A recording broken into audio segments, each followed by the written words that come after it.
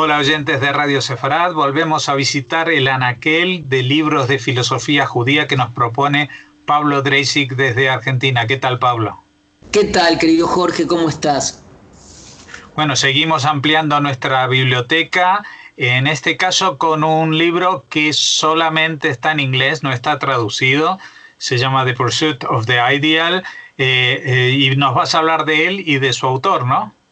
Sí, exacto, querido Jorge. Vamos a colocar un libro que, en mi opinión, es un libro imprescindible para organizar la agenda del pensamiento judío contemporáneo. Y entiendo el pensamiento judío contemporáneo incluso articulándolo con el pensamiento judío moderno, ¿no?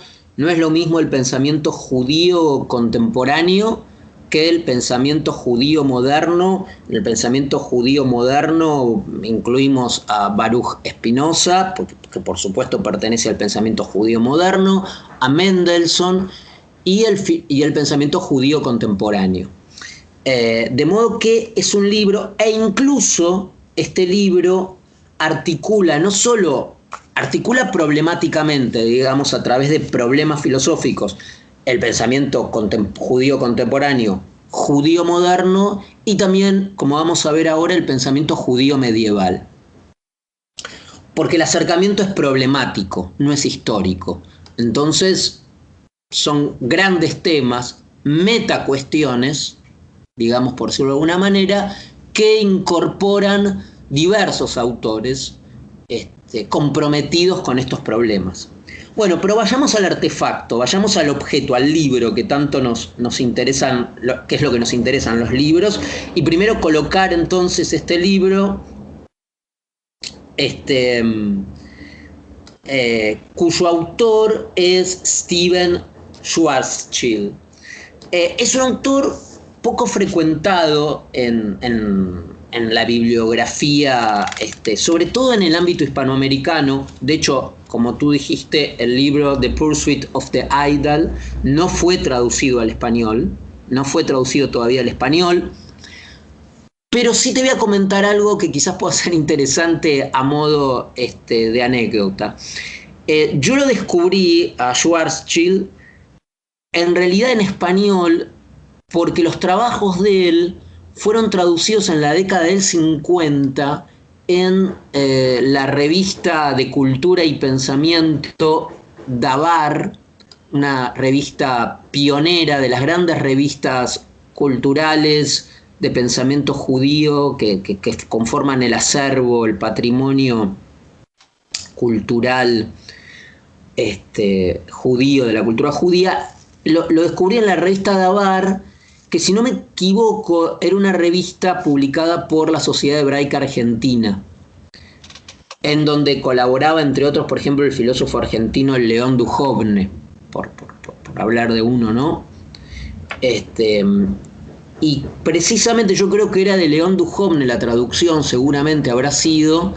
Estaban publicados varios trabajos de Schwarzschild en la década, yo pienso que en la década del 50, a finales de la década del 50, entre el 50 y el 60. De modo que yo estoy hablando hace más de 20 años, en la biblioteca del Seminario Rabínico Latinoamericano, cuya biblioteca, si no recuerdo, todo esto lo estoy diciendo de memoria, la fundó la doctora Harf, una gran bibliotecaria que se había formado en Breslau, se había formado en lo mejor de la tradición judeo-alemana precedente a la guerra, y ella fundó acá una biblioteca que existe hoy todavía, con un fondo, con un catálogo, con un fondo editorial impresionante, sobre todo de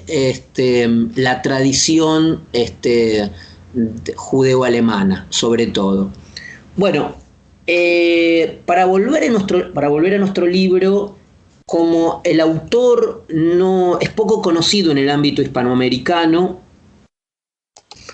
e iberoamericano, voy a hacer una pequeña reseña de él. nació en Frankfurt y es interesante porque él siempre se consideró lo que en el ámbito judío, en el ecumen judío se suele denominar un yeke, es decir, un judío alemán o de habla alemana. Nació en Frankfurt, creció en Berlín, tuvo que emigrar forzosamente, por supuesto, en el 39, logró salir de Alemania y llegó a Estados Unidos, y ahí estudió en la Hebrew Union College en Cincinnati, famosa, ¿no? Con una tesis se graduó, se habilitó con una tesis sobre un pensador judío, dos pensadores judíos muy importantes. Sobre uno de ellos nosotros ya hablamos en varios programas, sobre Hermann Cohen, el gran neokantiano de Marburgo, el gran filósofo judío neokantiano de Marburgo, y sobre Nachman Krochmal, que fue un pensador menos conocido, pero muy importante porque fue uno de los grandes filósofos de la historia judíos, un filósofo hegeliano. El hegelianismo, así como hay judíos kantianos, y el neokantismo, voy a decir una butad, fue casi una rama judía del saber, digamos, muchísimos neokantianos judíos. Así entonces como Kant fue una especie de judío putativo o vicario, así, pero dicho esto como una butad, Hegel lo fue menos, no solo lo fue menos, sino que fue, digamos, lo contrario, el antónimo. Pero hubo sí algunos hegelianos judíos. Bueno, podríamos hablar de Marx, ya uno, pero aparte de Marx, Nachman Krochmal fue un hegeliano judío. Esto dicho como una adenda, ¿no? Como una nota al pie, pero bueno, a los judíos nos gustan mucho las notas al pie, leer al margen, así que estas cosas los oyentes las pueden disfrutar. Bien, para volver a nuestro autor. Entonces hace su tesis en Cincinnati sobre Krochmal y Hermann Cohen. Retorna después de la guerra a Berlín. Nunca dejó de ser un judío alemán, ¿no? Sabemos el peso que muchas veces está, ¿no? Tiene. Vuelve a Berlín para servir como rabino en la comunidad judía de Berlín, donde conoce a su mujer, Lily Rose, y en 1950 retorna a Estados Unidos y comienza a servir en algunos templos en Massachusetts. Allí se pone en contacto con un gran pensador judío, Soloveitchik, Yosef, que estaba en Boston. Pero aparte él continúa con su labor como rabino y con toda su labor teorética, especulativa. Y en 1965 fue elegido profesor de filosofía y estudios judíos en la Universidad de Washington, que no está en Washington, sino que está en San Luis, en el sur de Estados Unidos. San Luis. Ahí hay una universidad que se llama Washington. Que en realidad él funda ahí una cátedra muy importante de estudios judíos, que existe al día de hoy, ¿no? Por supuesto. Se convierte en senior editor de las obras completas de Hermann Cohen. Ahora me voy a referir a eso. Y acá viene un capítulo en su vida que es su compromiso político filosófico. Es un personaje que tiene ciertas similitudes con Abraham Heschel, a quien le dedicamos también un programa, porque la vocación de Schwarzschild va a ser sobre todo el pacifismo. El pacifismo significa en esta época dos cosas. Tiene una teóricamente y políticamente tiene un enfrentamiento fuerte con el sionismo. Nunca fue sionista, eso es curioso. Fue no sionista y antimarxista, las dos cosas, y socialista democrático kantiano de Hermann Cohen. Es decir, lo interesante es que él nosotros podemos pensar que el antisionismo, que está muy presente en muchos autores judíos, incluso judíos que no solo pasan a la izquierda y no aparece el tema judío, sino en pensadores judíos que se piensan a sí mismos como pensadores judíos y sin embargo rechazan el sionismo.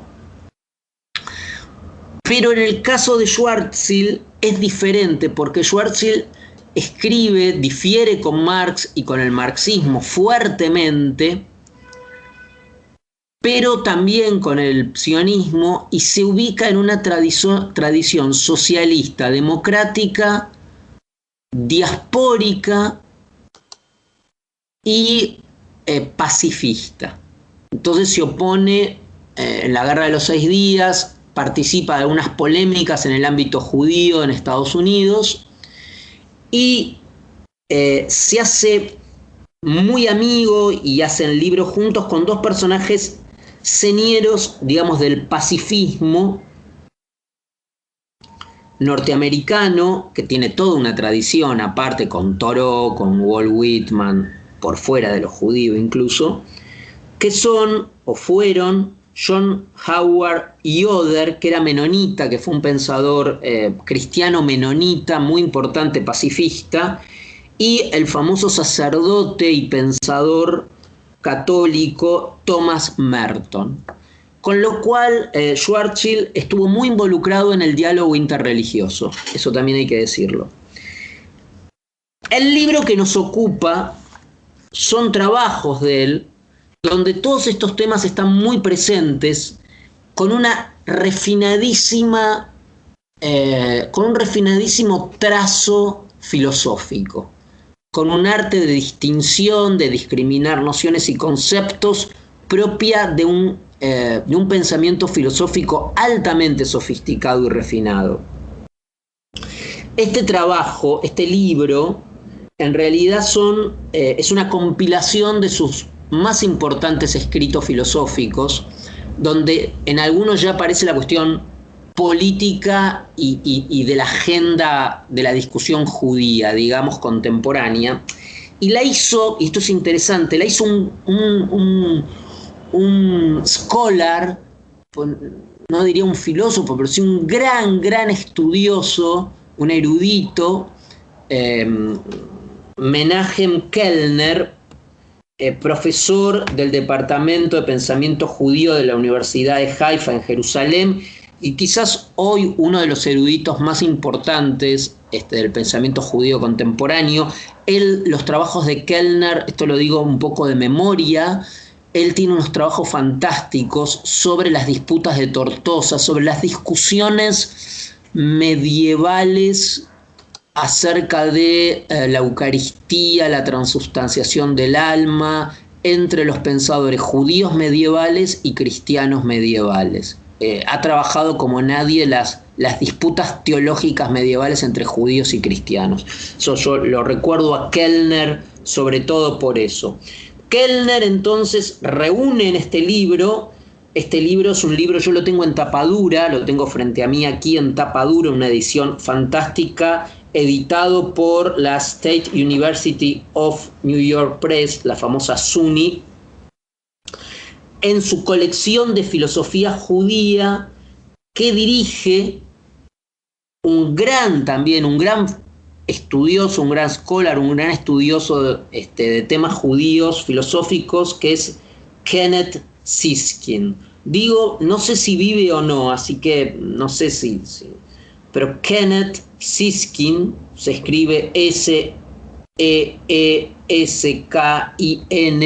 un gran filósofo judío, es el director de esta colección. Así que tenemos acá tenemos en esto tres grandes pensadores. Por un lado tenemos a Siskin como editor de la colección de la State University of New York Press dedicada a filosofía judía. Dentro de esa colección, Kellner, el profesor de la Universidad de Haifa, que es el que reúne todos estos textos de este otro pensador que nos ocupa, que es Schwarzschild, Stephen. Bien, Ahora sí vamos al libro y a los grandes temas del libro. El libro reúne los grandes temas que perseguían a Schwarzschild, que eran sobre todo el tema de mesianismo y socialismo. Todo el tema del pensamiento mesiánico en Hermann Cohen y en el pensamiento medieval y en el pensamiento moderno, haciendo un isoformismo entre, de alguna manera, entre el mesianismo y el socialismo kantiano. No el socialismo, él distingue entre Schwarzschild, entre el socialismo hegeliano, que sería el marxista, que es el socialismo materialista, y un socialismo como el socialismo kantiano, que sería un socialismo humanista, un socialismo mesiánico, utópico no en el sentido de imposible, sino en el sentido kantiano del ideal regulativo, que siempre tiene que ver con el deber, no con el ser. Y entonces, a grandes líneas, Schwarzschild reconstruye el pensamiento judío bajo su propia perspectiva, armando dos equipos, para hacerlo muy pedagógico. Por un lado, tenemos en su propia taxonomía, en su propio modo de organizar estos equipos, a lo que para él sería el pensamiento en el fondo no judío, sea portado por pensadores judíos o no. Y este pensamiento no judío habría estado encarnado históricamente por Hegel, por Spinoza y por Marx, que sería la línea materialista, determinista, ontológica, que se basa en el ser, en la realidad, en lo que es. Recuerden ustedes la famosa frase de Marx, que no hay el ser no se determina por la conciencia, sino que es la conciencia la que se determina por el ser. Bueno, para Schwarzschild esto es el origen de un pensamiento antijudío. El pensamiento antijudío reniega de la ontología, reniega del ser, reniega de la naturaleza y del determinismo, y por lo tanto caen como pensamiento no judío Spinoza, Hegel y Marx. Esa sería la línea no judía. Dentro de lo que Schwarzschild reivindica como la línea judía del pensamiento, estaría en primer lugar Kant, por supuesto Hermann Cohen y curiosamente Sartre, a quien llama un judío honoris causa. Reivindica a Sartre, que no era judío, como un representante sí del pensamiento judío, mucho más que Spinoza y que Marx, que sí eran judíos, pero para Schwarzschild levantan un pensamiento antijudío. Para Schwarzschild el origen del judaísmo no es lo que es, sino que dice él, la verdad está por sobre la realidad. El debe como el deber hacer está por sobre el ser. Es decir, para él la Torá, la revelación de la Torá es kantiana, es el debe, que siempre se va a oponer al ser. Y un poco para ir terminando esta reseña y recomendación para que pongamos juntos en nuestro anaquel este libro, un poco revistar el índice del libro. Siempre el índice es justamente indicativo, y el índice para tentar a los oyentes a la lectura, por ejemplo, tiene un trabajo que se llama Los fundamentos legales de la estética judía, otro que se llama La cuestión de la ética judía hoy, otro que se llama El radicalismo moral de la ética de Maimónides, otro que se llama Jean-Paul Sartre como judío, otro muy interesante que es una crítica a Buber, una crítica a la filosofía política de Buber, otro sobre la escatología judía, otro sobre la Shejinah y la escatología, otro que se llama Filosofía Judía Moderna, otro sobre el tema de el Mesías personal, porque él sostiene contra su maestro Hermann Cohen que el Mesías no es una época, sino que el Mesías es personal, está encarnado por una persona. Bueno, en fin, recomendar el libro. Esto lo pueden conseguir en el libro, yo supongo que en línea, que hoy se puede pedir el libro. Así que bueno, esta recomendación, Jorge, de este autor, Schwarzschild, que es un imprescindible también. Bueno, y con esta recomendación nos vamos a despedir hasta la próxima entrega. Muchas gracias, Pablo Dreisig, y hasta entonces. Por favor, gracias a ti y a los oyentes.